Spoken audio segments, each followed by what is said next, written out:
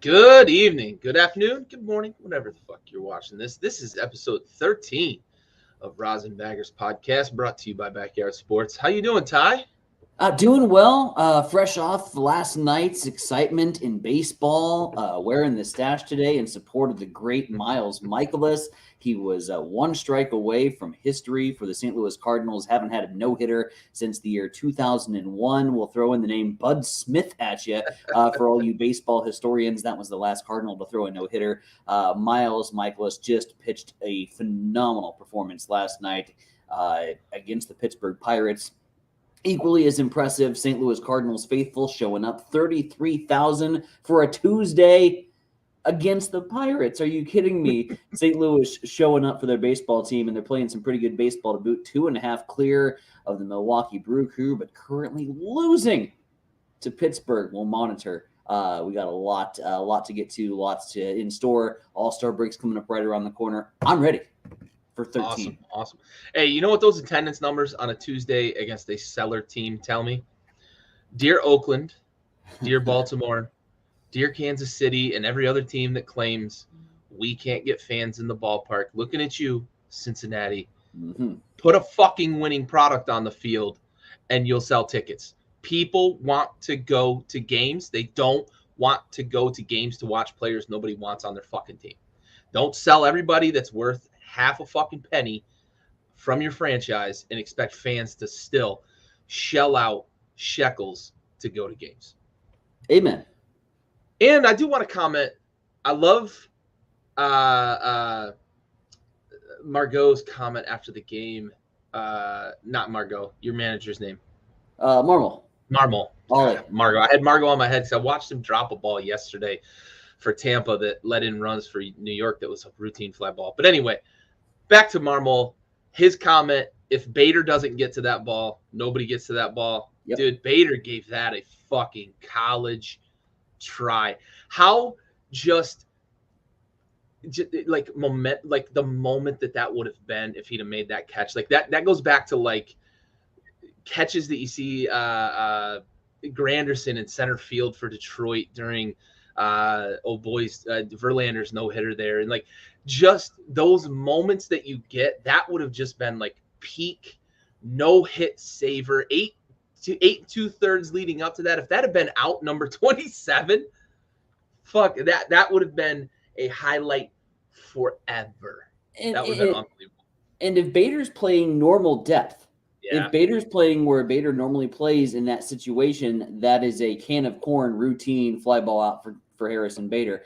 But the situation calls for a little bit different approach. You don't want to get beat by a Texas blooper that beats you for a no-hitter. If you're going to get your no-hitter foiled, it's going to have to be on a hard hit ball. And it was an extremely well-hit baseball that hit the warning track, hopped over the wall. But if Bader's playing where he normally does, he runs that down easy peasy lemon squeezy. Cardinals get the no-hitter. But alas, still got the W, and that's the most important thing. And what about Michaelis's comments? He put it on himself, hard on himself, saying that it was, his pitches and maybe, his defense really had to all day. And, defense really had to work. I didn't pitch my best.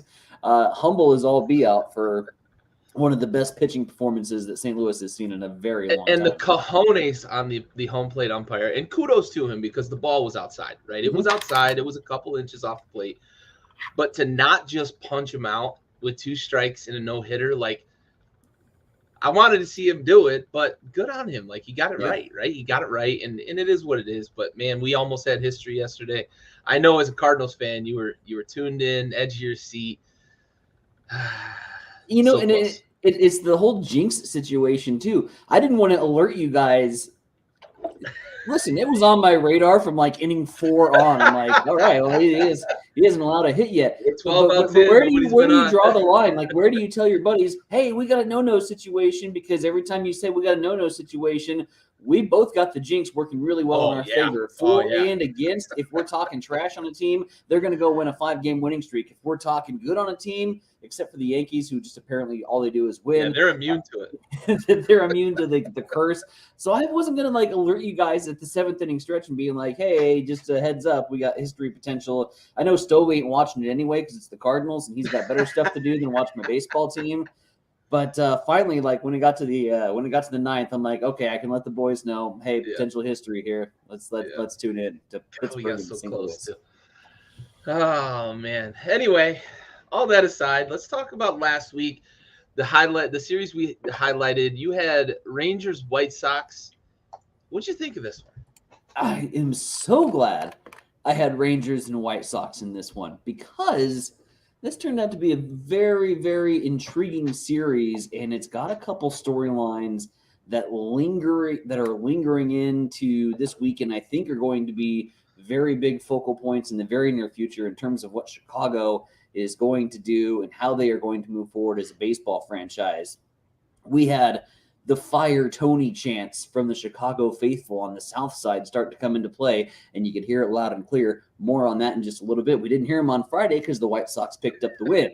Pick up a key win in game one of the series. Close battle all throughout. The offense for the Chicago White Sox explodes.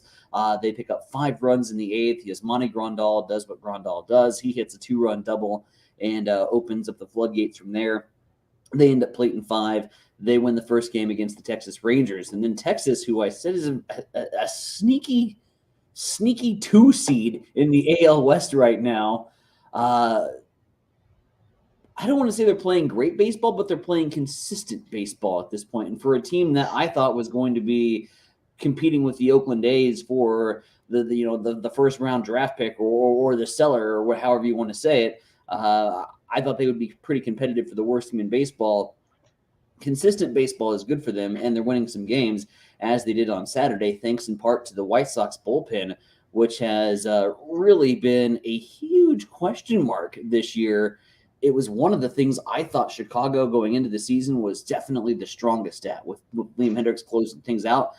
Quite frankly, I didn't know if they needed anybody else because he's proven that he can go in the 8th and get you 6 outs if you need to go 6 outs, get you 3 outs if you need to go 3. Well, this just in, Liam Hendricks is now on the IL. He's on the shelf, and that's going to be some big problems for Chicago moving forward because they got to figure out what to do with that closing situation because their bullpen had a drastic, dreadful weekend. They blew a 5-run lead on Saturday, ended up losing 11-9 and 10 to the Rangers. The Fire Tony chants start to come into play, which, if we're being 100% honest, I think the Fire Tony chants are still a continuation from their series against the Dodgers, a series that Chicago really wanted to prove that they belong in this baseball conversation among the best baseball teams. And you had maybe the most unconventional, intentional walk in a loss that I have seen in a long time. 2 strikes on a guy. And at that point, you decide to put him on. Well, what's they do? But their very next batter turns around, hits the home run, and the Dodgers end up winning the game on when you had 1 strike to go. The intentional walk call with 2 strikes, I think, really started to get to fans to start to say, what the hell is this guy doing? It's Tony La Russa. He's a Hall of Fame manager, but he's getting up there in age, and I think people are honestly thinking like he's losing his touch a little bit. So the Chicago faithful not excited with what they're seeing from Tony La Russa. Sox were the clear-cut favorite to win the Central. This season's been an absolute struggle. They ended up losing the series finale to the Rangers after the Rangers turned another unconventional play where they turned the old fly ball to left field, fire down to third base, grab the guy that's trying to go from second to third. They 7-5 double play to end the game. Rangers win it in extras.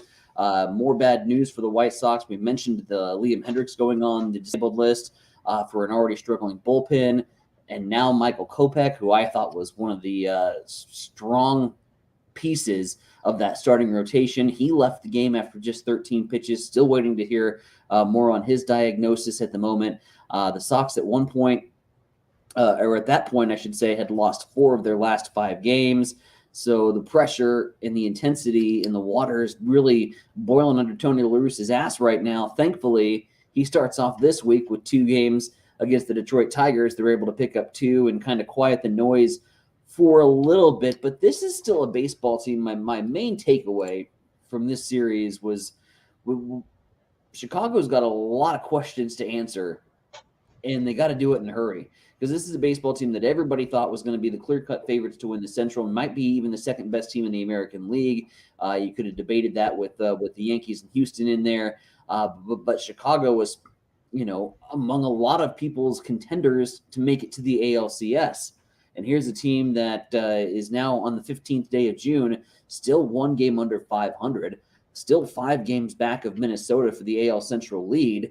And then when you take a look at the potential wildcard picture, well, that's slipping away because, as you mentioned before the show started, you said take a look at these AL East standings, and they're absolutely bizarre. Toronto, who is 9 games clear of 500 at 36-25, is 9 games back of the New York Yankees. Oh, just a half a game back from them is Tampa Bay, and Boston, who has won 8 of their last 10 games. They're in the mix with 33 wins. So you have a potential where the AL East is going to be snagging up every single one of those wild card spots. And second place in the AL Central is not as good as it looked a month ago, because the AL East is going to be a battle, and you're going to see some of the best baseball out in that division for sure. So Chicago's in trouble. They got to find something to do with their pitching rotation. Their bullpen certainly needs to get bolstered up here at the trade deadline if they want to make a run as being contenders. Or are we going to see the exact opposite? Are we going to see a Chicago team that's now 1 game out of the 500 mark, that's sitting back in third as Cleveland was able to overtake them this weekend? Do we see Chicago sell some of their big offensive names? Is Tim Anderson as happy as Tim Anderson wants to be? He is a huge, huge piece of trade bait if the White Sox were to float that out into the water to see what they could get. So I'll be very curious to see what the White Sox are going to be here in the very near future. My main takeaway is if you're a White Sox fan, or if you're a Chicago baseball fan and you knew that the Cubs were going to be rebuilding and you had your hopes pinned on the Chicago White Sox team, you're hitting the panic button in Chicago right now, because there is some serious problems with these AL contenders. Yeah, and you mentioned Tony La Russa, and being unconventional has always kind of been his thing, right? Mm-hmm. He was the first guy to put the pitcher in the 8 slot. Yep. Played a lot of small ball in weird ways and asked some hitters to do things that you wouldn't conventionally think that they would ask guys to do. First guy to really be willing to kind of stretch the bullpen, at least, from the perspective of, I'm willing to get guys in the game early and rotate through a lot. The first guy that I remember doing it really in terms of embracing kind of what strengths the bullpen can bring. So there's unconventional, but I think you hit it on the head, right? Like with the intentional walk, and it resulted in a loss, and maybe, who knows, right? With 2 strikes, maybe he hits a dinger, but it's odd. You don't intentionally walk somebody. I think it was an 0-2 count too. Yeah, it wasn't just 1-2, I think. Yeah, it might have been 1-2, but he was ahead in the count, and he just said, "I'll put him on." Weird, unconventional, but I think that some of the shine wears off when you look at these things and it doesn't result in what you want it to result in. This Chicago White Sox team should not be 3rd place. They should not be 2 games behind the Cleveland Guardians, mm-hmm. of all teams, in that division for 2nd place. So it's not that they're just 5 games back of the Twins. They've got a team between them who's also a couple of games ahead of them, who is surprisingly, I don't know that anybody would pick Cleveland to really be 3 games above 500 in the middle of June, but they're playing really good baseball. They're getting a lot of good pitching. They've got Bieber, of course, is the headliner there, but they're getting a lot of good pitching and they're playing solid ball. And Plesac really came on for Cleveland in the last couple of days. Absolutely. So, I'm with you. And with the Rangers, they just seem to be kind of treading water, and maybe that's good, for them, kind of the way they started the season. To even be near 500 right now is probably a win for them. All right, let's get to my series here. I was looking at the Braves and the Pirates, and not because I thought it was going to be a super competitive series, but because I'm projecting ahead. And I'm going to do it again with the preview, not to spoil anything, but I'm projecting ahead with this series because the Braves right now have feasted on, 1, they're playing better baseball, and 2, they've been playing some subpar teams. They've played the Pirates, they've played the Nats, they played the Diamondbacks, they played the Rockies. They've had a pretty good stretch here where they've been able to capitalize, and they've made up a lot of ground on the Mets. But they're also right now leading. It was 3-0 last I checked, and right now they're at 3-1 and bottom 6. So if that score holds, they've now stretched the winning streak to 14, right? So that's what I was looking at with this Pirates series, and the Braves took care of business, right? They handled the Pirates. They're hitting the ball. Duvall's hitting the ball a country mile every time he's at the plate. But, oh, by the way, the guy that they didn't start the season with, who we all talked about as the superstar, is now playing as a superstar. We talked a little bit about this last week in the preview of this series. Acuna is just – he's on Mars right now. And you mentioned Goldschmidt, right? We're talking about him being on a different planet. Like, those two are up there on the red planet just hanging out, playing baseball like nobody's business. So, with the Braves, they took care of business with the Pirates. They won these games the way they should win these games when they're playing ball well. And we're looking at a team that might push this streak to 14 tonight. And I'm curious to see how far this can go. Speaking of Goldie, he is up in a pressure situation right now. Bottom of the fifth, St. Louis down 1 to Pittsburgh. Runner up second, that's B-Dov over there. Donovan at second, Goldie at the plate. And he just looked at a hanging curveball that he probably could have crushed a country mile. That one hurts. He's looking for the fastball. 4 home runs in his last 3 games. Paul Goldschmidt is absolutely on fire right now. What's his on-base streak up to now? Oh, God. Close to 30 now, right? Yeah. I think he was at 29. Okay. 29.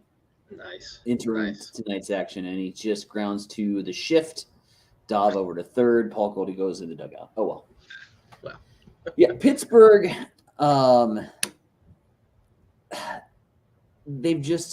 they found ways to lose in miraculous fashion, I feel like.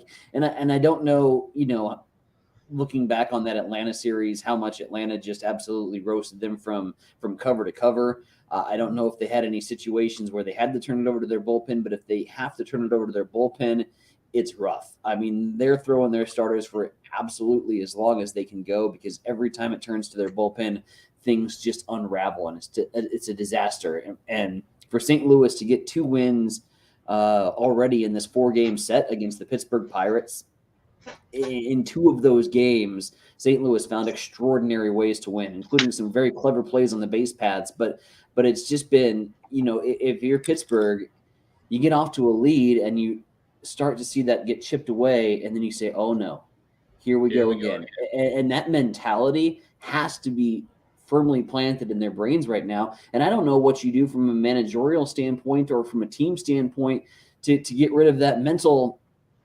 blockage there, because if you're in a close situation, history tells you it's going to go the opposite way for you. And so far, they have not been able to close things out. I mean, Pittsburgh would be an above 500 team if games ended after the 5th inning at the halfway point. But they just have not found ways to close out games, and they're looking very well at another one of those scenarios tonight. Get off to a 4-1 lead. St. Louis is chipping away, and Contreras is starting to struggle on the mound. So could very well be another comeback win for the Cards.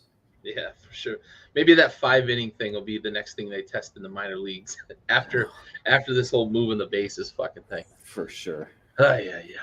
All right, well, let's talk week 12, or not week 12, but this week. I think it actually is like week 12 technically of the season. But looking ahead to next week's set of games, you've got Yankees-Rays, and that one very, very intriguing. Rays aren't in second place, but that is 2 teams well above 500 playing really good baseball, and they just played a really good series a couple of days ago. What do you got for this one? Well, I'm telling you, from this standpoint, you want to see if there's any team that draws up any sort of game plan or finds any kryptonite for the New York Yankees. You want to see a team. You want to see if the Yankees are human. And that's really the premise behind this whole Monday, Tuesday, Wednesday series. And it's, you got a Rays team that really has historically they're not an easy out by any stretch of the imagination. And I think that's the biggest compliment I can give a team that continues to be competitive year in and year out, year after year after year. And that's Tampa Bay. And they're not an easy out. And, and they play in the big nursing home. Oh yeah, the old St. Pete's Dome, and that's just tons of fun for all their 8 fans that go to support the Rays, and they have to manufacture all the sound, and it's just really weird. Um, Tampa is a team, and I'll go back and use another Cards reference here. We picked up a big series win against the Brewers, and you turn around and you have to play the Rays, and the Rays sweep your ass. The Rays are a good baseball team, and they can really humble teams that are feeling really good about themselves. You got a New York Yankees team that's sitting at 9-1 in their last 10. They've won 5 in a row. They're currently up on the Tampa Braves to start off this Wednesday. They'll play again on Monday, Tuesday, and Wednesday of next week back in St. Pete's, but currently up on the Rays right now by a 4-1 scoreline. I'm just seeing it for Tampa to close a little ground on Toronto as well. Toronto was able to sneak ahead, and they played some pretty good baseball as of late. This just in, Vlad Guerrero Jr. is on fire as of late. He's starting to find his home run swing again, and as Vladdy goes, as do the Jays. So yeah, really interested to see if the Rays can just kind of keep pace here in this. What I'm just going to say at this point looks to be a wild card race with Toronto. And looks to be a wild card race with Boston, because I don't know if anybody can catch New York the way they're playing, the way their rotation has been dealing, the way their bullpen has been closing the door for them, the way their offense has just been absolutely lights out. We'll see it here on my AL All-Star ballot. We've got several good candidates from New York making the All-Star game, but you got some good pitching matchups in here as well. I think highlighted by the Cortez and McClanahan matchup. That'll lead things off on Monday. Then it's Severino versus Fleming, Montgomery versus Baz in the Wednesday finale over there in Tampa. But it's a good AL East clash, and a Tampa team that I really, really want to see it get all put together from the offensive end, because I think that they're starting to get the pieces into the rotation a little bit. Defensively, they're sound as anybody. I think if they can get all the sticks going at once, they're sort of a team that Randy Arozarena will get hot, and then he'll cool off, and then Lau will get hot, and then he'll cool off, and all of a sudden here comes Mejia, and he'll hit a couple dingers, and then he goes absolutely ice cold, like colder than vanilla ice in that 1980s rap classic that he did.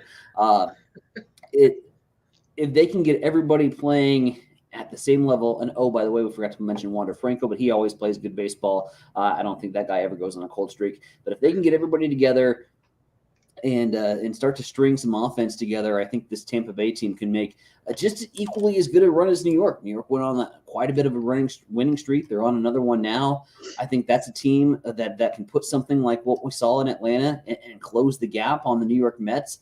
That's a team that has double-digit win streak potential, and I'm curious to see if that comes to fruition here against the Yankees, or will the Yankees continue to roll? And if they can continue to roll, I think we can safely say in June that it's going to take a momentous collapse for the Yankees not to win the AL East and be the top seed in the American League. Yeah, for sure. You mentioned how streaky some of the Rays players can be. Just like as good as their good is, if they get a handful of guys to get hot at the same time, like they could put up 10, 12 runs a game on you. And oh, by the way, they've got the arms to back it up. They just roll, 8, 10 guys out of that rotation in that bullpen that can touch triple digits. So yeah, the Rays are scary good if they get everything going. But man, the Yankees have just been fucking unreal this year. So good. Yeah, go vanilla ice for sure. VIP. Collaborate. One time, boy. Corners. All right, so I spoiled it a little bit in the lead up here, but I want to highlight Braves Giants, and I'm highlighting this as an optimist because I look at what the Braves have between today and when they play the Giants. So they're finishing up a series with the Nats that'll get them to 14, and then they've got the Cubs for a few games, and they're gonna approach 20 wins because they had one more series, and it's eluding me. I got to check it again real quick because they're going to be around 20 if they continue to win between now and when they face the Giants here. And that's when we're really going to start this conversation about, the Giants could get them to 20, right? I'm being the optimist here, and I'm starting to talk about the chase, right? Because we saw it with the Twins in 2017, running down the American League record. The A's almost did it back in Billy Beane Moneyball days and got close to touching that AL record. Twins. My buddy and I did this earlier and screwed it up. I was looking at the Twins. He said Twins. The formerly Indians, now Guardians, 22 wins in a row, set the AL record. 26 is the NL record. So what's interesting for the Braves is if they can get to this Giants series, sweeping the Nats and then sweeping the Cubs. Sorry, Stove, RIP. But if they can get to the Giants, they've got the Giants and the Dodgers that could get them right there in the ballpark.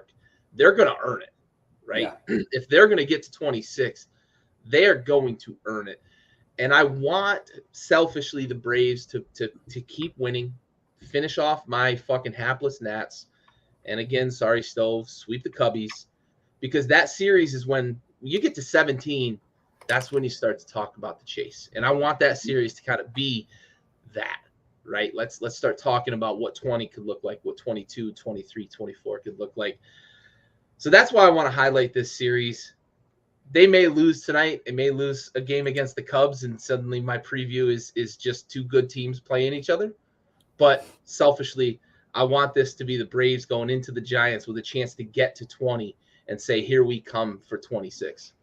Well, and let's highlight the Braves win streak for a moment because, I go back to the way the Cardinals finished at the end of last year and 17 games to get into the playoff race. I mean, just to get into the playoffs, needed to rattle off 17 in a row. And I remember what an accomplishment that was for 2.5 weeks straight, just walking in every single morning, with a big smile on my face. We're playing winning baseball. We're not dead yet. We're not out of the playoff race yet.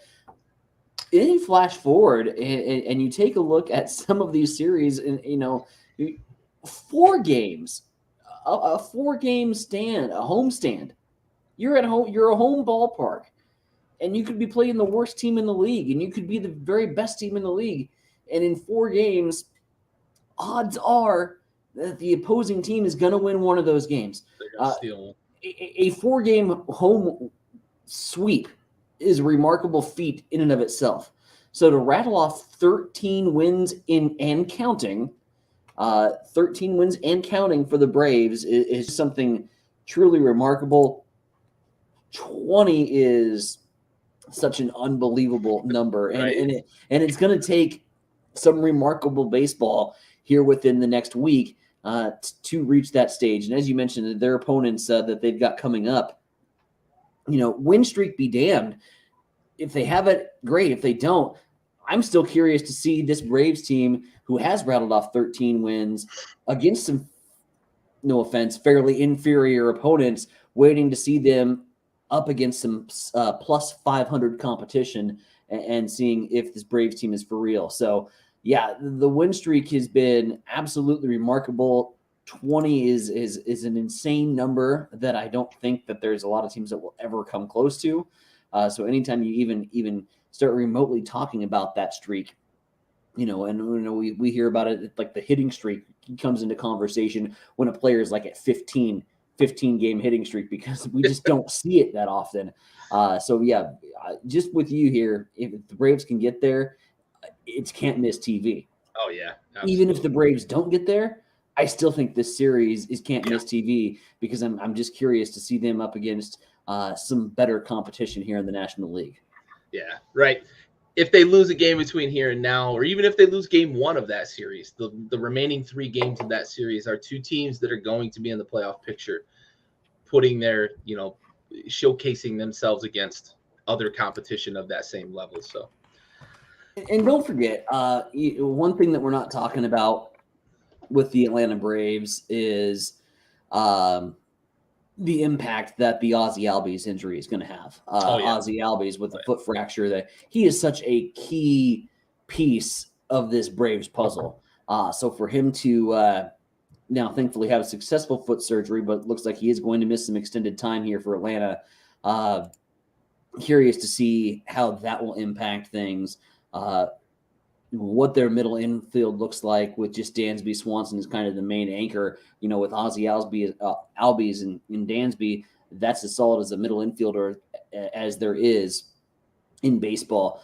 So, he's great with the bat too, or solid with the bat. So that's a key injury here in the middle of a winning streak. Yeah, for sure. For sure. All right, we'll hit State of the Union here real quick.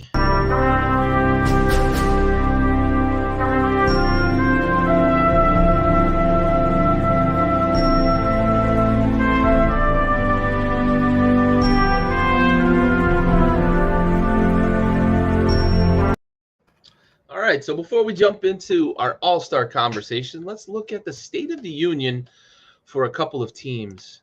And you want to highlight the Volunteers.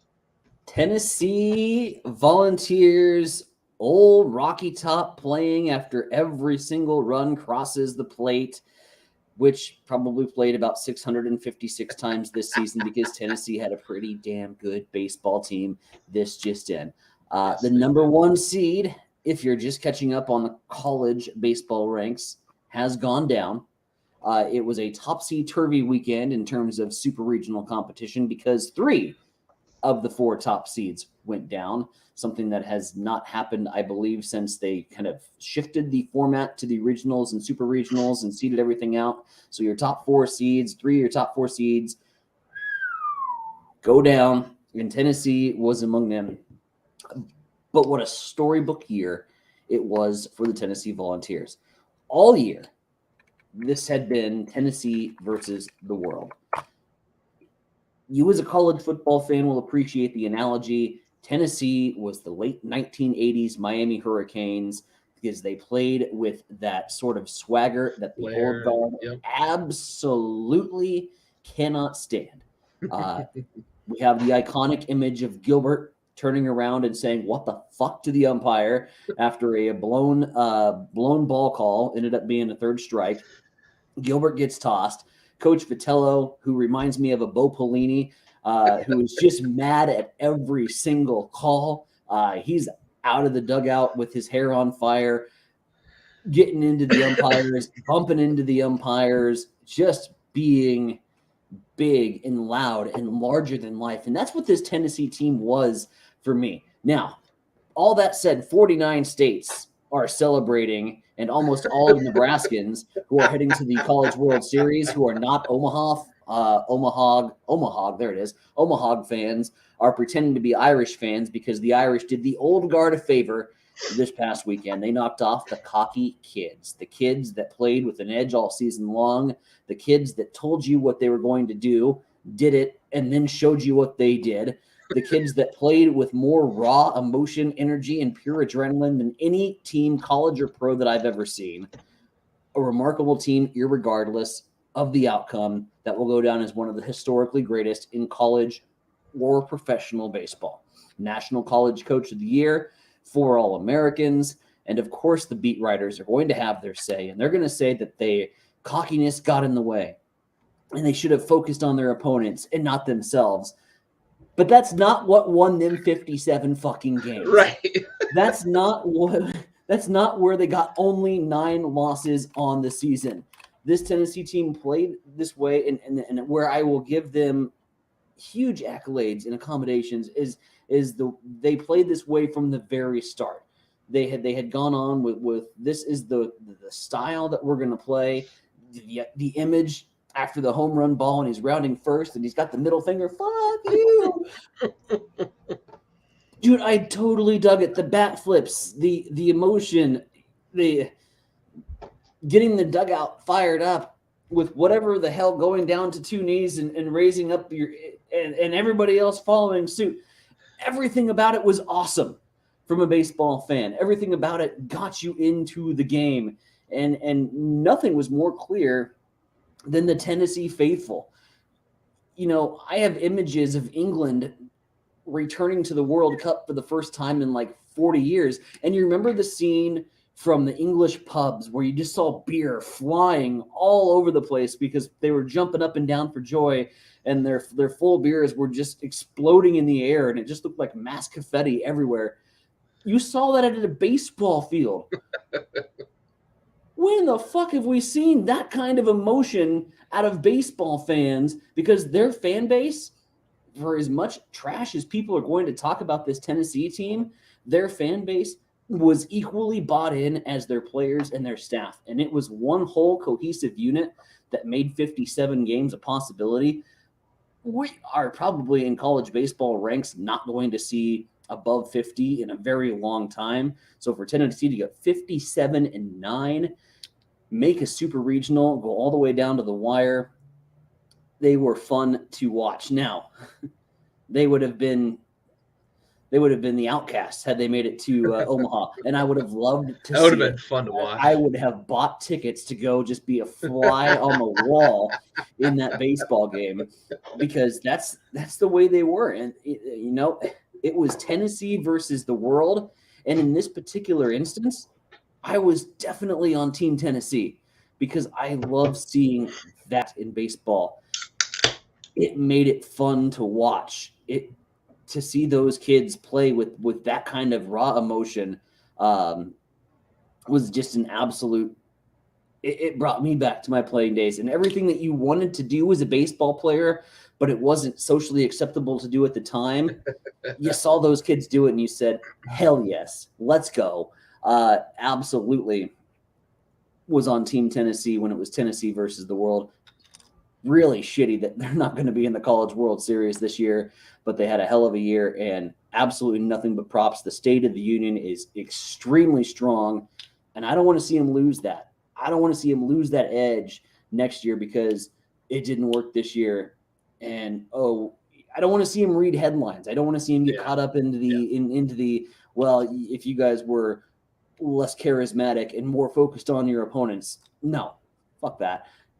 Do you, Tennessee, because you is a strong State of the Union.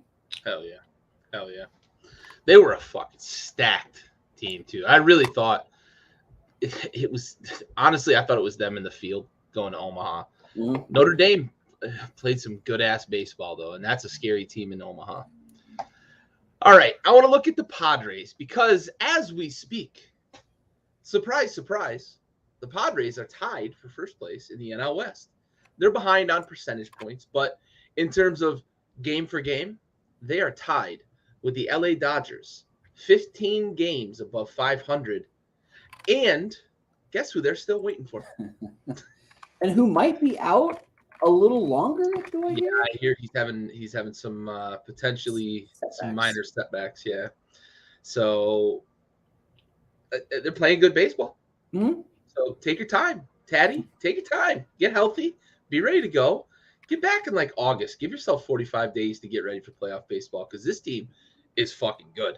And if they add Mr. All-World Fernando Tatis, God, how much better can they get? How much deeper does that lineup get? How much more dangerous does that lineup get?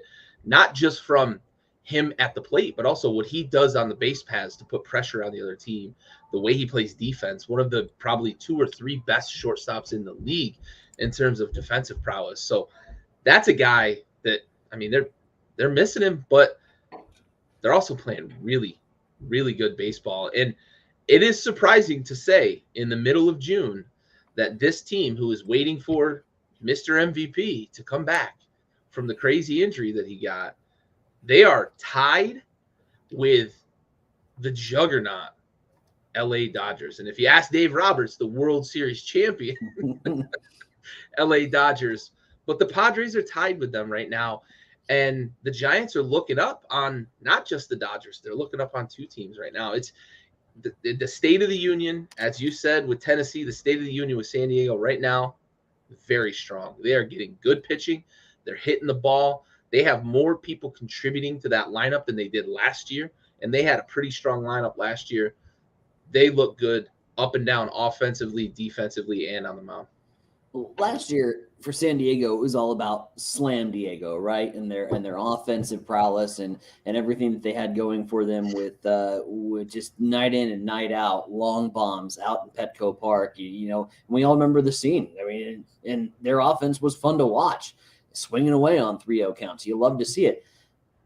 What I think flew totally under the radar with this San Diego team, and for all intents and purposes shouldn't have, was this starting 5 with Yu Darvish and Sean Manaea and Joe Musgrove, Blake Snell, Mackenzie Gore, who came up, and everybody knew Mackenzie Gore was going to be something special. You wondered what Blake Snell was going to turn around after sort of a slump year last year. Joe Musgrove, of course, he throws the no-hitter for San Diego, so we knew he's got the right stuff. And Sean Manaea coming over from the tanking Oakland A's. Suddenly, that rotation is just lights out and deadly. So it's a little bit of a 180 from where they were last year. This year, I think it's kind of the rotation being out in the forefront and really leading this team. They're still getting the offensive numbers to produce, but you seriously got to wonder, my God, how many games clear of the Dodgers could San Diego be if they had arguably the best player in baseball, or certainly the most charismatic hitter that just his name alone makes you pitch differently too? You wonder what would have happened if he doesn't decide to ride motorcycles all offseason. Yeah, crazy.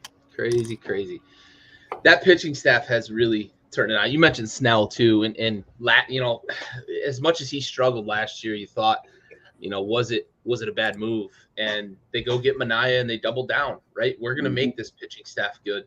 And I think with a move like that too, I think you take a little bit of pressure off a guy like a Blake Snell, because there was a lot of expectation on him after being acquired via trade. And, those sorts of things do weigh on an athlete. And then you bring in a Sean Manaea, and you don't really have to say Blake Snell is our ace, standalone ace. We've got a couple of guys at the top of that rotation. And, oh, by the way, as you mentioned, Mackenzie Gore, who is just incredible, right? And we all knew the prospects, the potential was there. He is so good. He is so good. I look forward to watching him for the next 10, 12 years and probably winning a Cy Young or two. No doubt. He's got Cy Young written all over him. What impresses me the most is Mackenzie Gore will do anything you ask him to. Yep. And he's been shuffled around a little bit this year, from the starting rotation to the bullpen, back to the starting rotation. And to the never bullpen. batted an eye. Never. At one point, does it change his mechanics? Does it change the way he throws? Mackenzie Gore is a guy that's going to go out there and pitch. He's not going to go out there and take the hill, or he's not going to give it a go. He's going to pitch. There are very few and far between guys that have really mastered that art of pitching as opposed to just going out there and throwing. And Mackenzie Gore has got the pitching aspect, and he's got Cy Young written all over him. Yeah, for sure. A bulldog, man, for a young guy. A bulldog. All right, let's take a quick interlude here and do our salute to service, and then we're going to talk All-Star Game.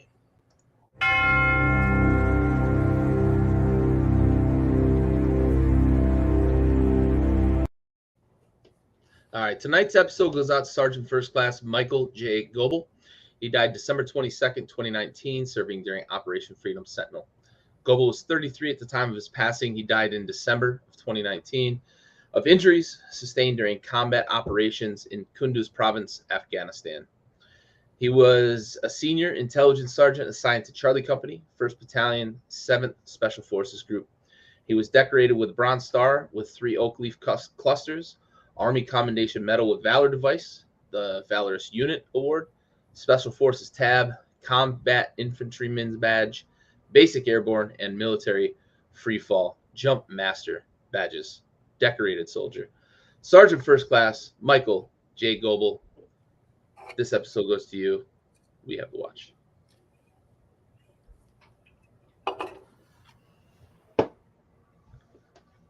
All right. So let's talk All-Star Game.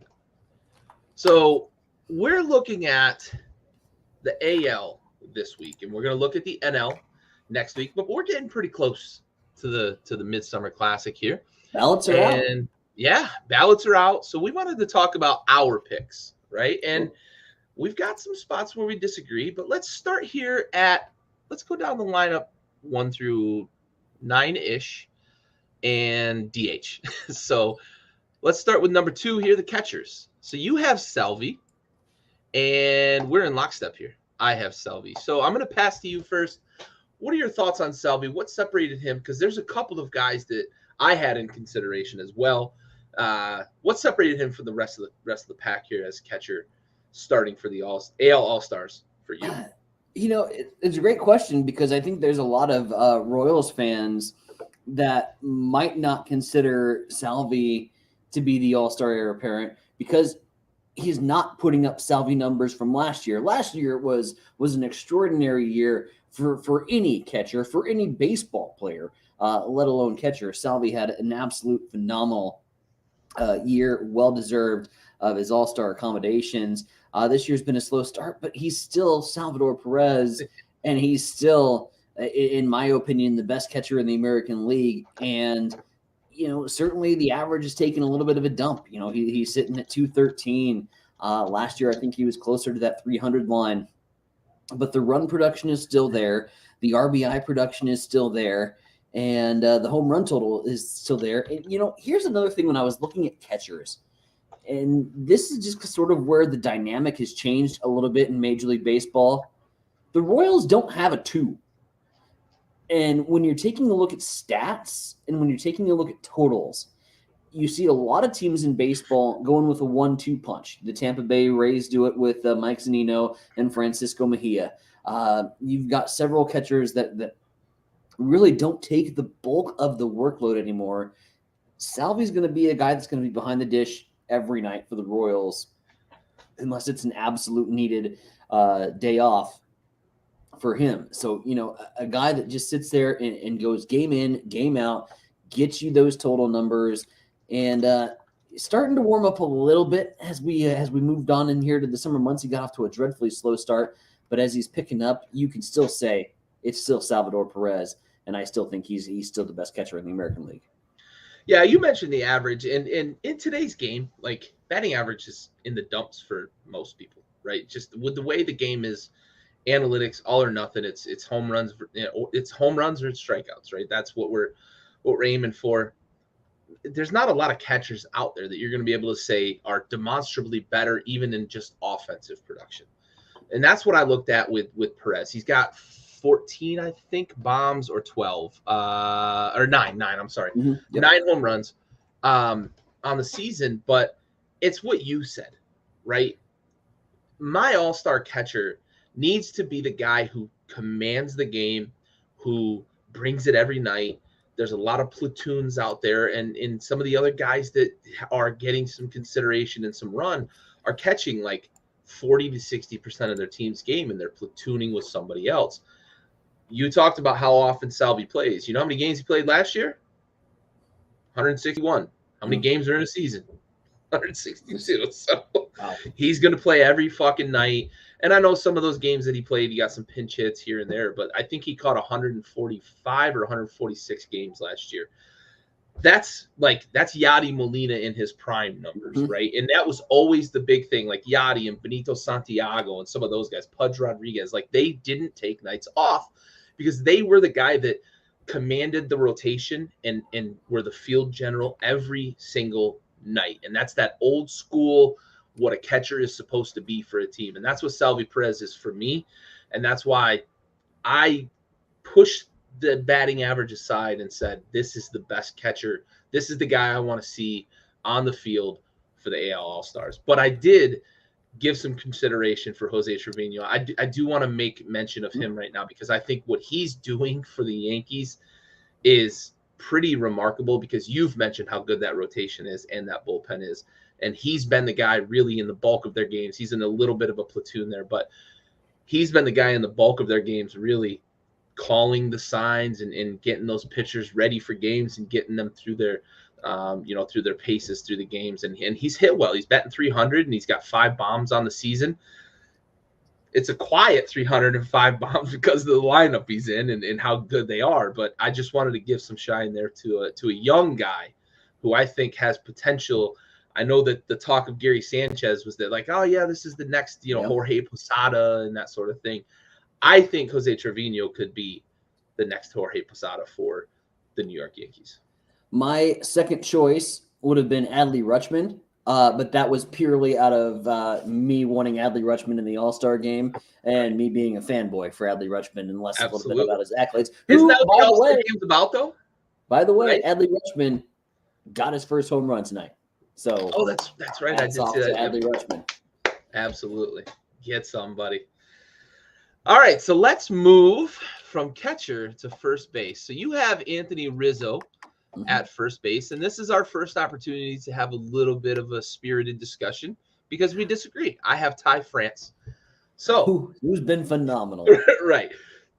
So make your case for Anthony Rizzo, Mr. Clutch. Anthony Rizzo, I was really debating back and forth between Anthony Rizzo and my boy Vladdy Guerrero Jr. And I think had we done the All-Star ballot and had I done my All-Star ballot tonight, it might have gone flip-flopped back to Vladdy Guerrero Jr. after what Vladdy's done in his past couple games. These guys are neck and neck in terms of production right now in the American League. Ty France has had an absolutely stellar year. My point not to put Ty France in that particular position for the All-Star game is because he can play everywhere. He's literally a utility guy. So I'm like, well, he's kind of a first baseman, kind of not, kind of plays here, kind of plays there. I don't know if he's a first baseman or not, so I can't put him in. Ty France has been absolutely phenomenal. But Anthony Rizzo, my God, after getting shipped from Chicago at the end of last year when Chicago sold the farm, and really, I thought, kind of a rough adjustment period to baseball in the American League and to the American League's pitching staffs that he was facing. The city of New York, too, right? Oh, yeah.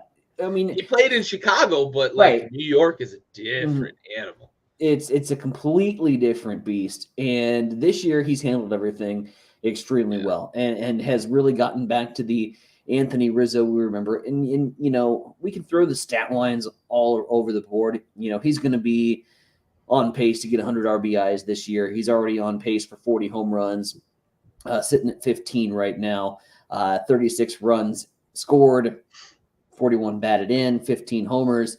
But what I love most about Anthony Rizzo is the ice in his veins when he steps up to the plate in huge situations.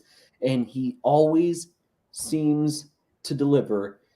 And that, to me, is an all-star worthy quality of a baseball player. And I just like the rebound story because I had question marks about Anthony Rizzo coming into this year, and he's all but answered them so far. So for me, it's Rizzo back in an all-star jersey.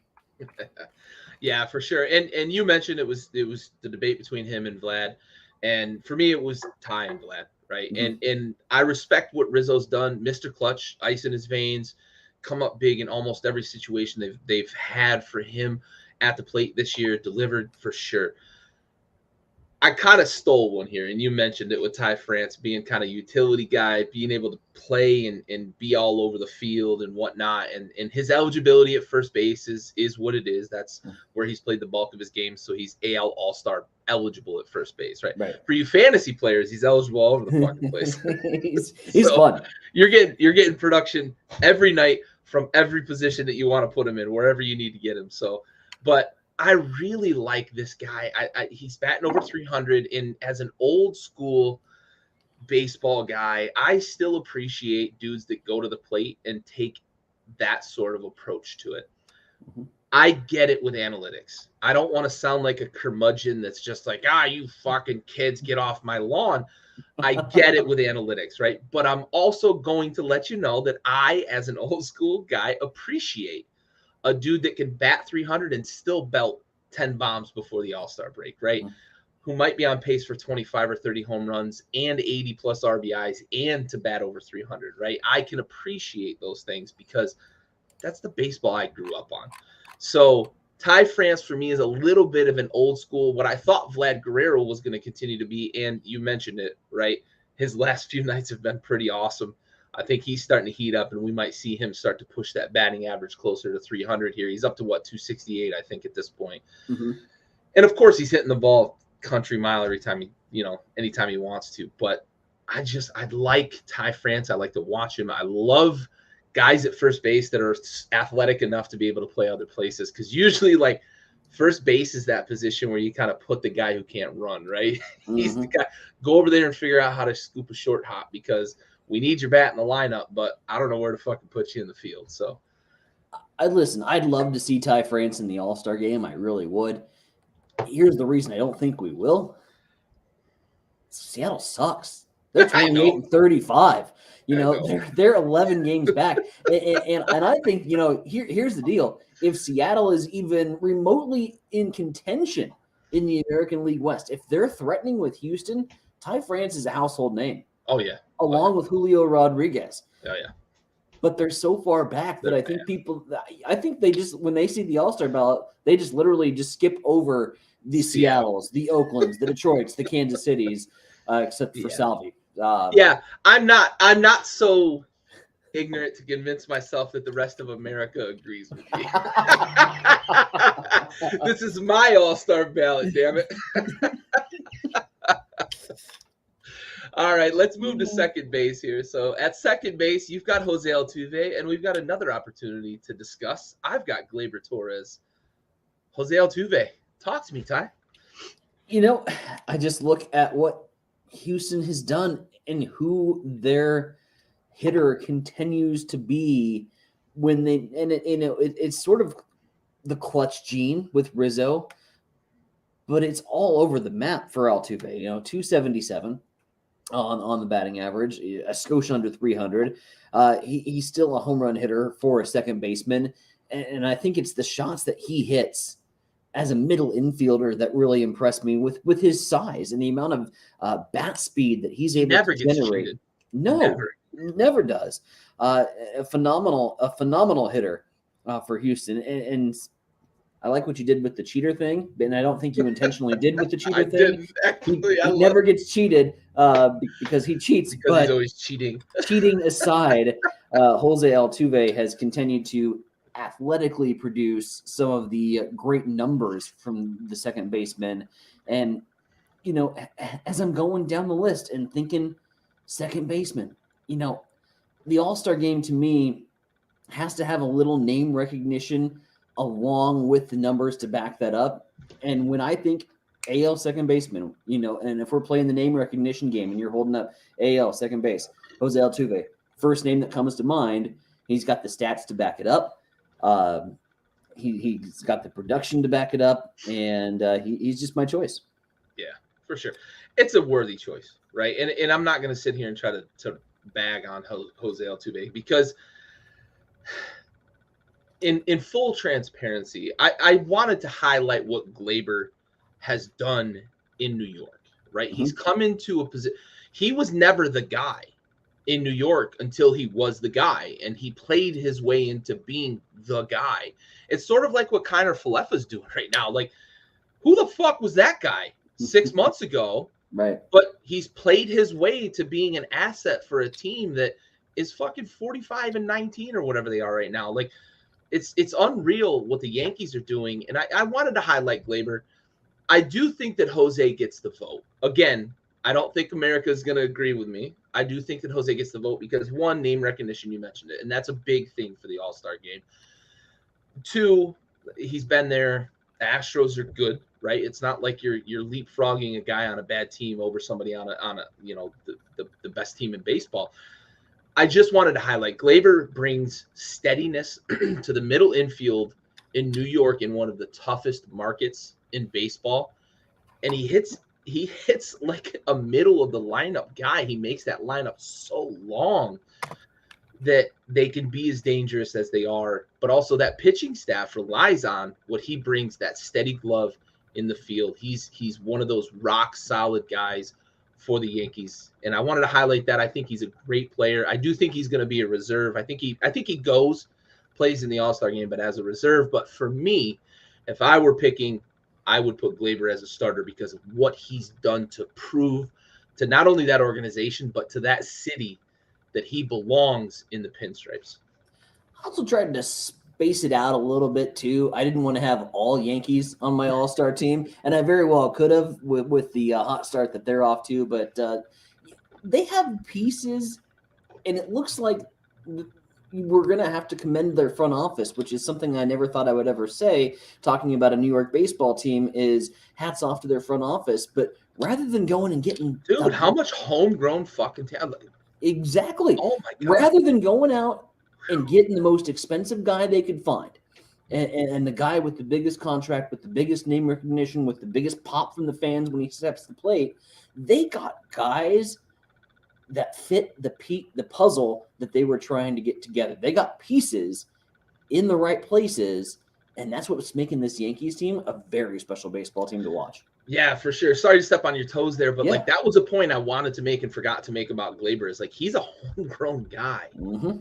And we don't see that very often from the Yankees, those homegrown guys who turn into studs, right? It's usually the Giancarlo Stantons and the guys they went and bought from Tino Martinez and all those guys, Roger Clemens, and bringing those guys in. So, yeah, for sure. A guy like Gleyber being homegrown, it just shows that the Yankees have really shifted, and in a good way, in a really good way. And they've brought some people like Rizzo, and Stanton still fits in terms of his ability, and they brought some bullpen guys in to really fit and pair those veterans with those young guys, and it's clearly it's working. All right, let's talk third baseman here. You've got Jose Ramirez, and so do I. And I think this might be, I don't know how you feel about it, but for me, this might be the most clear-cut starter in the AL. I know that Devers, however the pronunciation goes on that given day.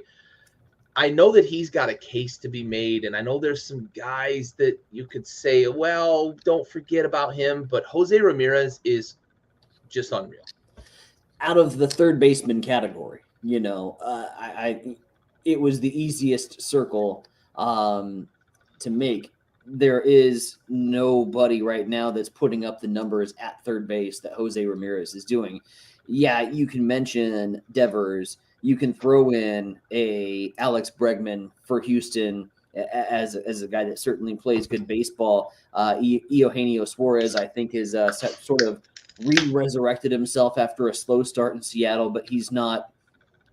Nobody's touching what Jose Ramirez is doing right now for the Cleveland Guardians. And here's what I think I'm most impressed with about Jose Ramirez and why it was so clear-cut all-star for me. Cleveland doesn't have anybody else.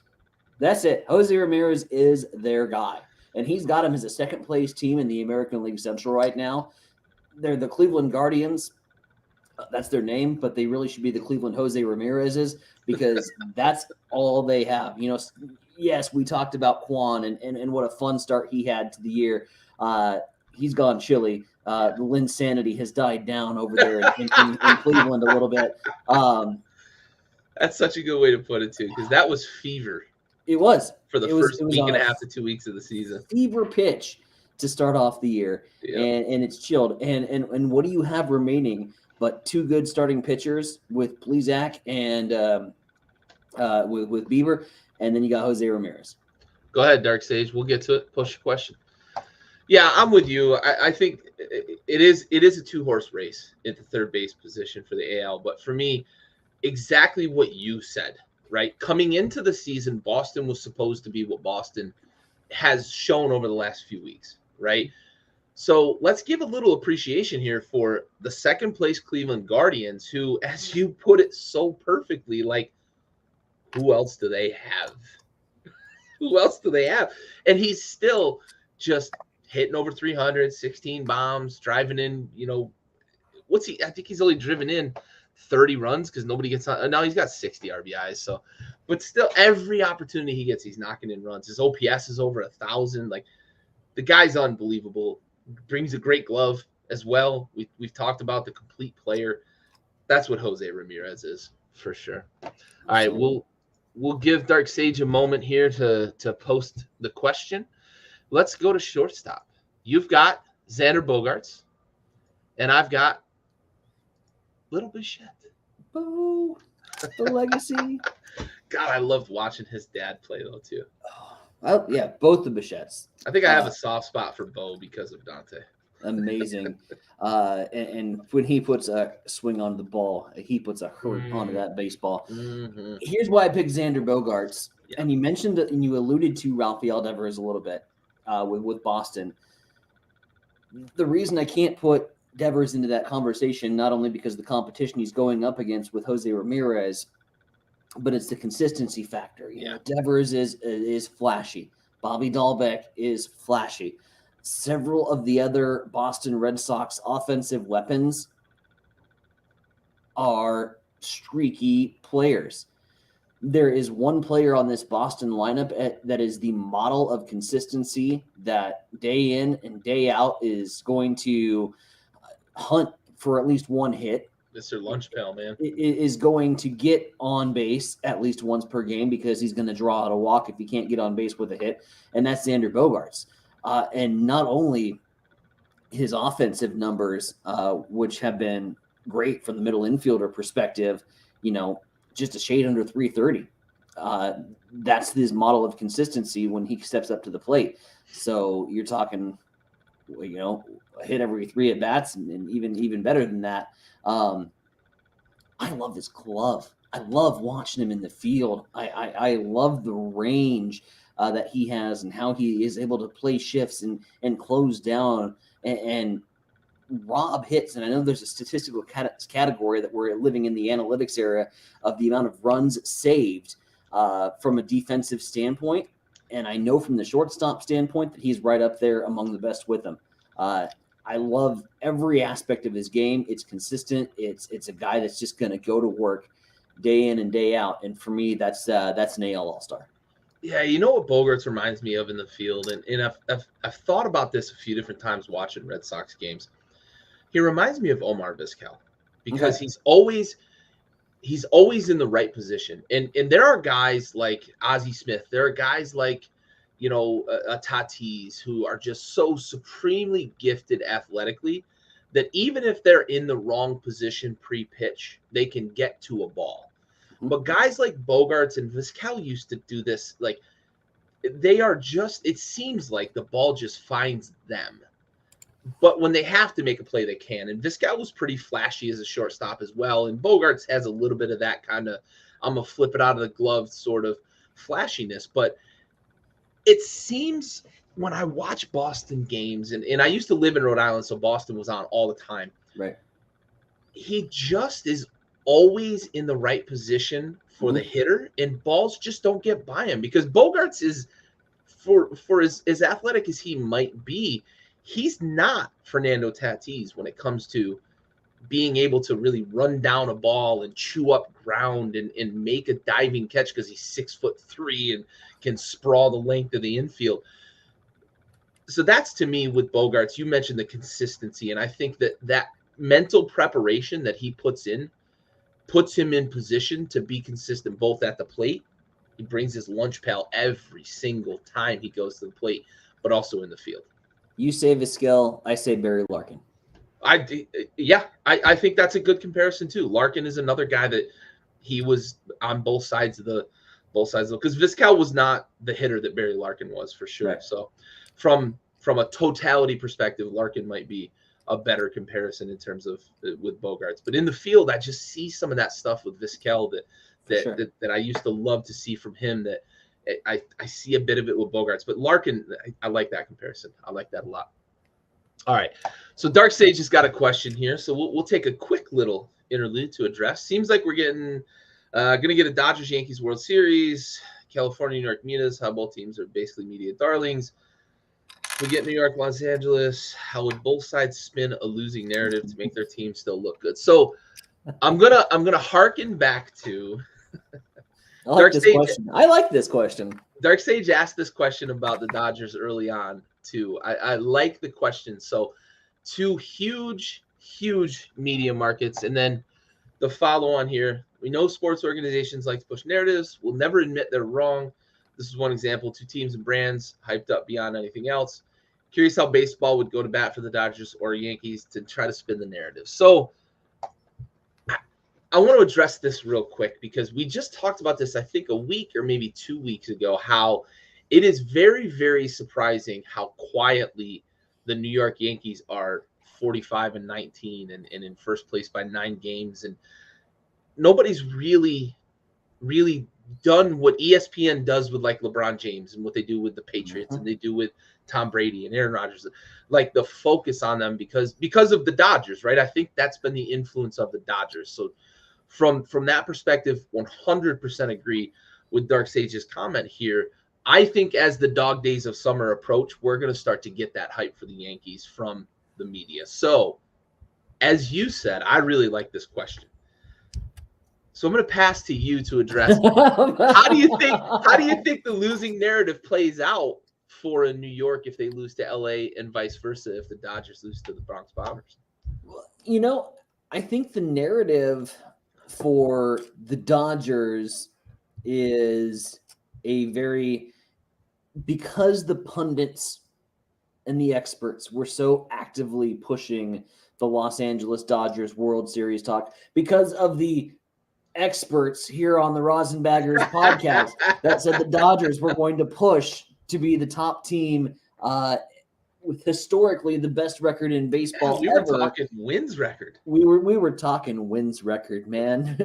And to me, the narrative from the national media perspective will immediately fall on how they let this title team slip and the collapse of the LA Dodgers. They won't be talking about the rise of the New York Yankees and the fact that this New York team with essentially no real huge names in a starting rotation was able to put everything together. They're not going to talk about the New York Yankees of old and going out and getting the big Broadway names like we just mentioned. You know, they're putting pieces together. This is not your typical New York Yankees franchise build that we are used to seeing. This is actually, again, vomit coming out.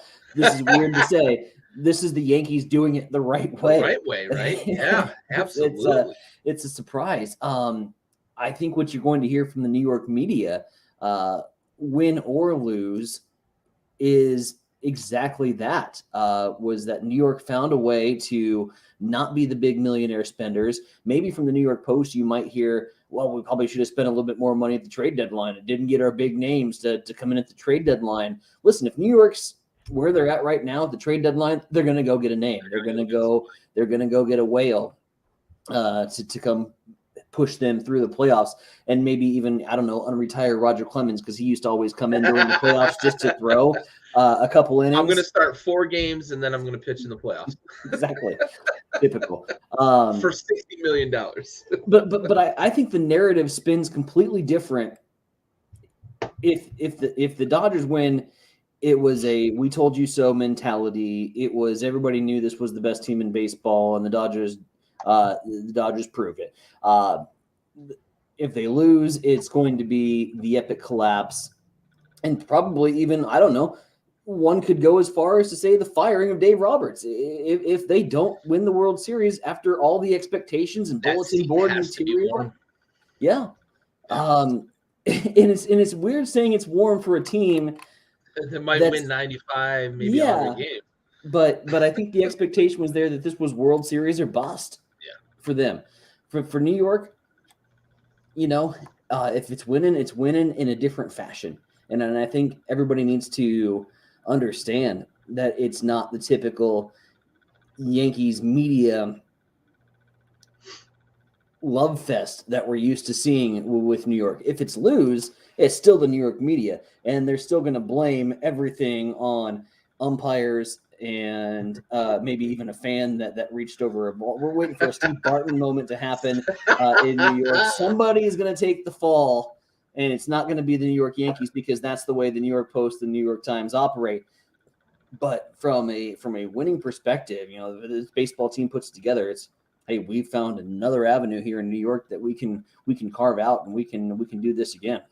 Yeah, for sure. And, you know, I know I put you on the spot, but you said it almost every point I wanted to make. I think you hit with a couple of small exceptions. With the Dodgers, I think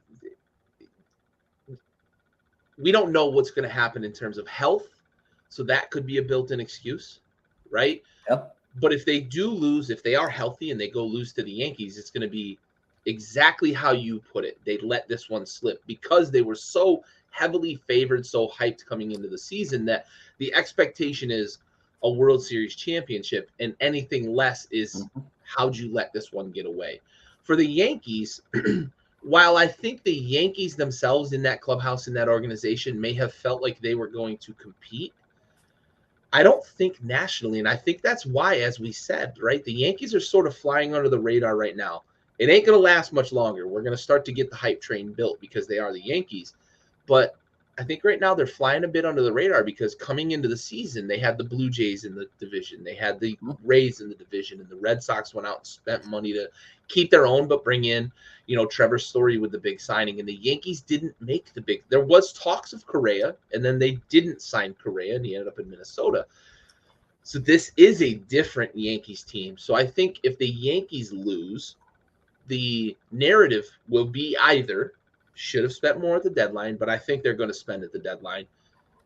Who's the offseason signing that puts them over the hill, right, or over the hump? That's going to be the narrative. It's this team was so good with what they had. Who's coming in to complement Garrett Cole in the starting rotation? Because they've got Tyone, who's throwing really well, and if he continues the rest of the season, and Nestor's in the conversation for Cy Young right now.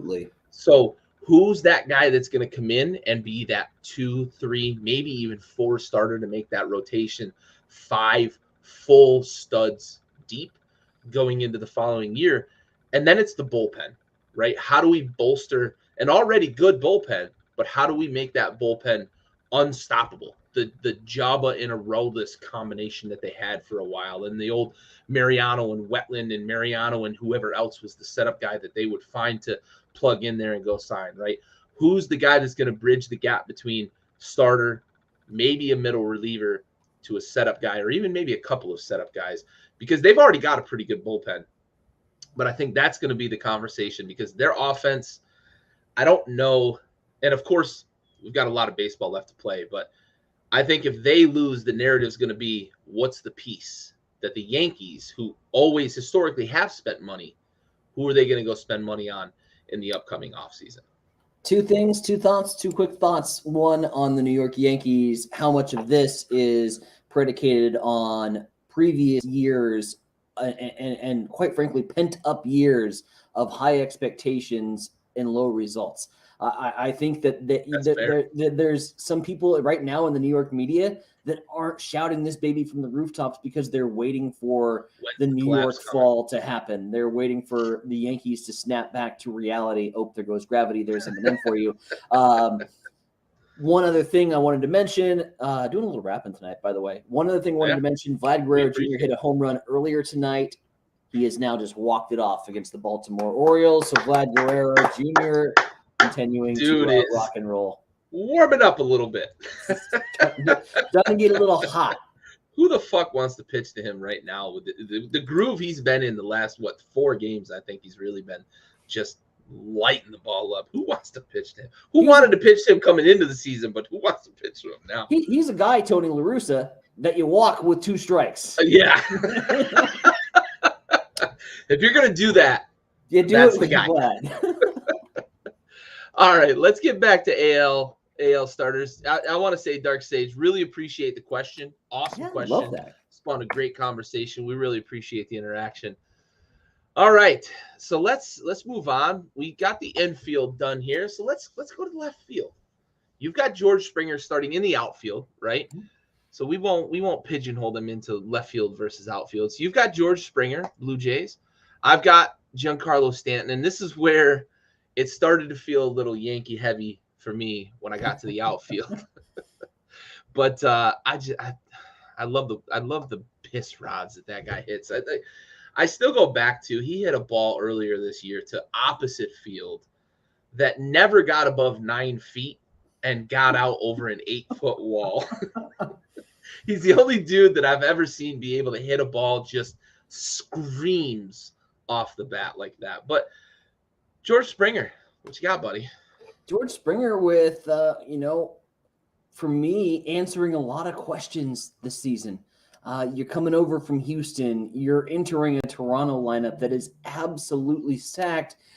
And then they add pieces around George Springer, and then suddenly you're like, is this guy even going to be on the starting 9 when you throw in guys like Ramil Tapia and the weapons that they have in that outfield? And they move some pieces around.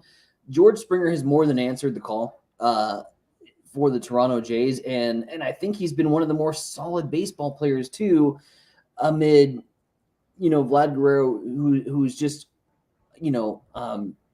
like you say all the time, fish grease hot. There it is. Wow. That is tough to spit out after 3 cervezas. But George Springer has been playing so good as of late. There was a couple key series that I was watching the Jays, even had him on my featured series. George Springer hitting a couple home runs, 12 home runs, 33 RBIs. And truth be told, I needed a Blue Jay. I needed some guy on this Jays lineup to put into my starting lineup. At the end of the day, I was just balancing things out. I've been really impressed with what he's done since coming over from Houston, and wanted to get a J in there. Just one of the more solid guys in and out. And it was flip flopping here, 3rd and 4th choices for the outfielders, and just decided to give the guy the nod. Yeah, for sure. This could have easily been. As well, we've talked about the AL East might get 4 playoff teams in. Mm-hmm. This AL All-Star starters scenario here could have been the AL East show with a couple of exceptions. Jose Ramirez and Salvi. Right, I think that's the 2 exceptions. That could have very well been the AL East show, and Salvi and Jose just kind of complimenting everything. But yeah, I mentioned Stanton. I like watching him at the plate. He's a guy that just never ever hits a ball soft. Oh. That dude can chop down a tree with a fucking pool noodle.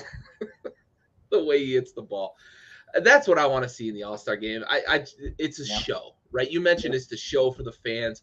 I want to see Stanton hit one in the upper deck that gets out at 120 miles an hour. That's really what I want to see in the All-Star game. It's fun watching Stanton healthy. Mm-hmm. Mm-hmm. And I think that has been the biggest factor. Yeah, absolutely. All right, so let's go to our next outfielder here. We have him in center field, Mike Trout. We agree on this one. I think this is kind of just the obligatory salute to Mike Trout's been the best player in baseball for fucking 12 years. There's no other reason to put him in your All-Star ballot. I mean, All-Star. Best player in baseball. Probably should be an all-star. Mike Trout's the best player in baseball. Ergo, Mike Trout is first on my all-star ballot to go in. This has nothing to do with the Angels slide and the 14-game skid that they went on, and everything to do with you have to give credit where credit is due, and right now credit's due from Mike Trout. He's the best player in baseball. He continues to rake, I think, 16 home runs so far on the season. That's all irrelevant to the fact that he's the best defensive and offensive and all-around player in the game. He gets the nod from my AL All-Star team. Yeah, I mean, you said it perfectly, right? He's the guy, right? He's the guy that everybody else is measured to.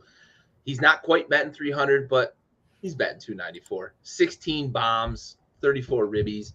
The guy's just a complete package. And even with all of the injuries he has dealt with over the last handful of years that have just kind of nicked him up, he hasn't lost a step. Usually when guys get those lower body injuries, you see them kind of lose a step. Trout hasn't done that. He's still as rangy and as solid defensively. His WAR is not going anywhere. So Mike Trout, best player in baseball, captain of the All-Star team. You said it perfectly. All right, let's finish up our outfield here, and we agree. Aaron Judge, you can't have probably the biggest donkey in baseball right now, the way he's hitting the ball out of the ballpark, and not put him on your All-Star roster, right? On cue, hits one tonight to win the game for the New York Yankees to extend their winning streak. All rise, Aaron Judge is statistically the best hitter in baseball in the American League. He's above where Mike Trout's at. Mike Trout certainly has the name recognition. He's the best all-around athlete. I think Aaron Judge statistically has the best hitting stats. And right now, you can't deny what he's done. You talked about the Stantonian blasts that you like to see. You just love to see the force that Aaron Judge puts into that baseball. And like you mentioned with Stanton, it's an all-star game. Yep. You can't not look at the AL outfield right now across the American League and find somebody better than either Mike Trout or Aaron Judge. They're the two, for me, absolute locks to be in the All-Star game. And, that's sexy. That's an exciting outfield. Are you kidding me? Even in Christmas. But Aaron Judge has had a spectacular season. Could be pushing. I know. Don't get ahead of yourself, Tyson. Could be pushing for the big 6-0 in terms of the home runs by the time it's all said and done. Yeah, honestly. 24 now. 25. Tonight makes 25. Tonight makes 25. Yeah. I've been quietly to myself ruminating about what Aaron Judge might look like mid-September as we get into the last few weeks of the season. Is he going to be in the high 50s? Is he going to be chasing the Maris number? And with all of the conversation about PEDs with Bonds and McGuire, and we can have that conversation. Baseball didn't exactly frown upon it. They, in fact, encouraged it, but people can stand how they want on the PED thing. Summer 98 saved baseball, and now they're punishing those guys. But with a guy like Aaron Judge during this era when testing is supposed to be, right, on par, if he gets close to that number, we're going to see some real coverage. And we might see, right, that might be the time where we see the Yankees coverage take off. But I think it's going to happen before that. But quietly to myself, the number looks like there is an outside chance that we might see a 6 hung on the board for Mr. Judge here. And that would be a hell of a fun watch because they're going to be on TV all the time. One, they're the Yankees. Two, as long as they keep winning baseball games, they're going to be on TV all the time. And if we've got a chase for 61, that's going to be fun. And this is the byproduct of a healthy Aaron Judge. Aaron Judge playing a full season up to this point, knock on wood. Yeah. What I love about this is if indeed the chase does heat up and we see a replay of 1998 and the fan excitement that created and the fan excitement that this would create, knowing that there's no PEDs, or supposedly no PEDs in the game, the fan excitement that this would potentially create. What I would love to see is all the people that are baseball fans but don't really watch baseball, but they say they're baseball fans, and then all of a sudden they're excited because they want to see the home run, and they get to like extra inning games, and the Yankees in an extra inning game, and what the hell is he going to second for? They're going to do a pitch clock next year? Welcome to 2022. They're making the bases wider? What is this? How was that bat flip not an ejection? It's He's like going to get thrown at next at bat. It's going to be great. I'm just excited. Bring the casuals back out. Absolutely. I haven't watched baseball since 1998. Oh man, Judge. for sure. All right, and let's finish up here. Let's talk about DH. So we agree. Senor Alvarez is probably the most complete DH in baseball. I know the National League is still kind of getting accustomed to having the DH permanently here. He's a weapon. And we look at guys like Poppy and before him Eddie Murray, right? And Edgar Martinez as well was an absolute weapon as a DH. There's been a long string of players who people thought make the transition to DH, you'll be fine. It takes a different mentality because there is something to be said about being locked into a game in the field and then going to the plate and then making that transition to only go into the plate. We've seen guys struggle in those DH roles, transitioning at the ends of their careers. A guy like Albert Pujols made the transition to DH and he didn't exactly thrive. Now his legs were gone, and I don't want to bash a legend of the game, but as an example, it's not that easy of a transition to just say, yeah, you're just going to hit now, because the game of baseball is it's really all about being engaged. It's a very fickle game. We've talked about that. And a guy like what Houston has is an absolute weapon in the game. They've got one of the best hitters in baseball playing DH for him. How do you feel about him as your all-star starter? Dude, you nailed a lot of things, and the biggest thing was the way that he is molded into the DH role, where he is serviceable in that role to the likes of an Edgar Martinez. And you mentioned weapon. The dude's a monster.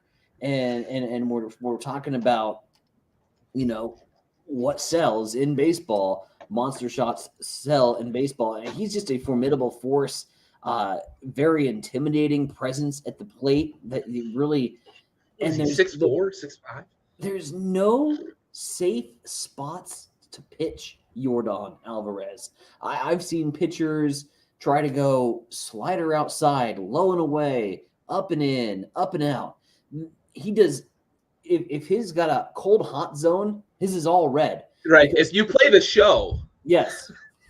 Yordan Alvarez has dark red, all around. Yes. He doesn't have a weak spot in his plate appearances. The dude is just a force. And when I'm thinking DHs, great DHs of the game, Poppy, Edgar Martinez, and Yordan Alvarez right now is climbing into those ranks by the way that they utilize him. A lot of people use the DH in a different way, and you alluded to that a little bit with the National League still trying to figure it out. I think the National League is kind of just taking, all right, who's our fourth best outfielder, right, and let's kind of do this by rotation base. Who had a good day in the cage yesterday? Yeah, it takes some getting used to do it on a full-time basis, and I think Alvarez has really adapted to that role quite well, and it's paying off dividends for the Astros. Only a couple of days go by before you see Alvarez back in the news just hitting bombs. So he's got off to a tremendous start, and he's not a household name because he plays in that DH role, but he soon will be because of the way he plays. Oh yeah, for sure. I liken it to something like great pinch hitters, right? You think about a guy like a Matt Stairs, who was always like, he's coming in the 8th inning. He played for the Athletics and had huge hits late in games as a pinch hitter. It's a different mentality. And you can't just, as you said, right, take your fourth outfielder and say, well, you're going to be DH, right? It's not just that. You've got to have guys that embrace that role. And as you grow up, you don't have DHs at every level. And even still, when you're the best hitter and you're as big and as athletic as a guy like Yordan Alvarez is, you're going to play in the field because you don't have 9 fielders that you can put over a guy like him. There's no baseball team that I've ever seen at lower levels that's going to say, nah, Yordan, you're good. Just stick to hitting, right? Mm-hmm. So, it's a change. It's a total change in that being engaged in the game from pitch 1 through out number 27 it's tough. It's tough. And for guys like him that can excel in those roles, it's very special for sure. All right. That brings us to our conclusion here. I want to open the floor. Closing comments, Ty. Well, closing comments. We've mentioned it a couple times and alluded to it a little bit on my State of the Union, but the magical time has arrived, and maybe the most fun that any baseball fans can have is watching the game in its most pure form get played out over the course of the next couple weeks in my home state in Nebraska. So we head to Omaha at Charles Schwab Field, and June 17th through the 27th, 10 days of baseball heaven as it's the College World Series. Going to start off with Oklahoma and Texas A&M. Coming up on Friday at 1, we've got the Irish, their darling story after knocking off the top-seeded Tennessee Volunteers, play Texas Longhorns. Fuck Texas, go Notre Dame. 6 p.m. start time there on Friday. Then Saturday, the Omaha Hogs, as they're called, because of the Dave Van Horn connection to Nebraska. Of course, Coach Nebraska and Alex Gordon, Shane Comine, and those great College World Series teams for the Huskers. Van Horn returns, so there's a bunch of people on the Arkansas bandwagon, Pig Sueys. They're going up against Stanford. We don't really care about Stanford because they're way out west, and they're on a different continent, so we don't focus much on them. 1 p.m. start time there. Too. Oh, yeah. So then we get Ole Miss and Auburn finishing things off Saturday, 6 p.m., running Rebels. When they wear their powder blue jerseys, they look like the 1985 St. Louis Cardinal jerseys. So, of course, I'm cheering for the Rebels, but you love the story of Auburn this year. The 14th team in the nation. Not a lot of people even had Auburn on their radar. in terms of when this whole thing started. They play in the SEC, which is by far and away the best baseball conference in the world. So how do you escape that without damages? They make a turn to the show. I follow a guy on Twitter who is a huge college baseball nut, but is also a big Auburn guy. And so I'm excited to see him in Omaha and get to catch up with him on Twitter. But nonetheless, for the next 10 days, I'm going to divert your attention away to all of the great things that are happening around Major League Baseball. And I'm going to say, catch some college baseball, because this is by far, if you are remotely a baseball fan, you're going to have a little bit more love for it watching the College World Series and watching the emotion and passion that these kids play with. It's fun, it's raw, it's pure, and it's for the love of the game, and I absolutely love it.